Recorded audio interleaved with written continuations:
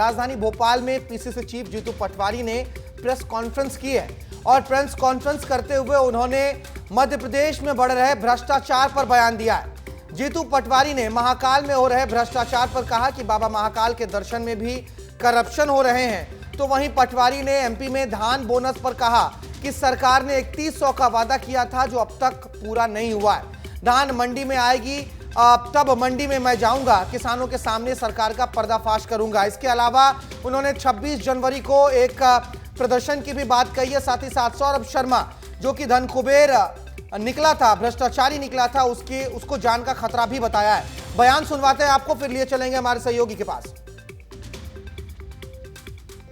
एक करप्शन का दूसरा चेहरा महाकाल, वहाँ पर जो लोगों को प्रशासक बना रखा है, जिन लोगों की ड्यूटियां लगा रखी है, जिन लोगों को पद दिए जा रहे हैं, वो सब 1.5 करोड़ के ऑनलाइन उनने करप्शन किया, पैसा लिया।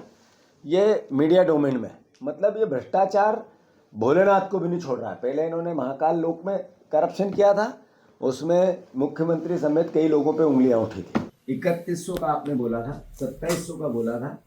आप जिस तरीके से धान में धोखा दे रहे हैं, एक तरह से गला घोंट रहे हैं किसानों का, किसान देख रहे हैं, उनके बच्चे देख रहे हैं। मैं धान खरीदी आएगी तो मैं मंडियों में जाऊंगा, 3-4 दिन लगातार मैं मंडियों में किसानों से मिलूंगा और इस सरकार का जो असली चेहरा है, झूठ का, करप्ट का, गुमराह करने का, ठगने का, उसको बेनकाब करने की हम कोशिश करेंगे।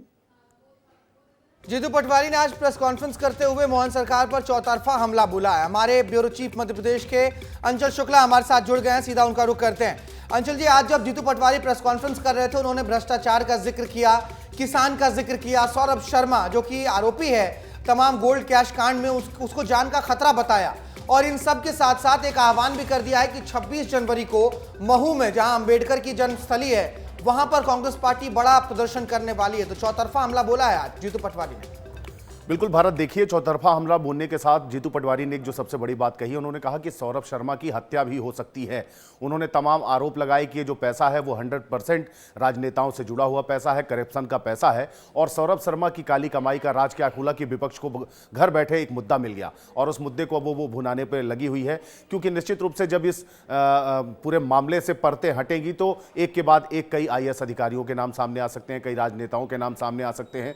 और जैसा कि जीतू पटवारी आरोप भी लगा रहे हैं कि इससे पहले 10 सालों से वो इस जिम्मेदारी पर था और आरटीओ का ये जो परिवहन आरक्षक था, ये जिस तरीके से भ्रष्टाचार कर रहा था, इसमें कहीं ना कहीं मध्य प्रदेश के भारतीय जनता पार्टी के कई पूर्व मंत्री और वर्तमान के जो नेता हैं वो इसमें शामिल हैं। तो अब एक के बाद एक लगातार कांग्रेस पार्टी इन पर आरोप लगा रही है और उन्हें एक जिज्ञासा और भी जाहिर करी है भारत। उन्होंने कहा है कि सौरभ शर्मा की हत्या भी हो सकती है। ये बड़ा आरोप है क्योंकि अभी पुलिस भी उसकी तलाश कर रही है और सौरभ शर्मा कहां है इसका भी किसी को पता नहीं है। ऐसे में जीतू पटवारी का ये आरोप जो है निश्चित रूप से काफी गंभीर है भारत। बिल्कुल काफी गंभीर है और सियासी गलियारों में अब चर्चाएं भी तेज हो गई क्योंकि उन्होंने सीधे सीधे तौर पर कहा है कि बड़े बड़े लोग जो हैं इस तमाम नेक्सस में शामिल हो सकते हैं। ऐसे में बहुत जरूरी है कि सौरभ शर्मा को सुरक्षा दी जाए। बहुत शुक्रिया।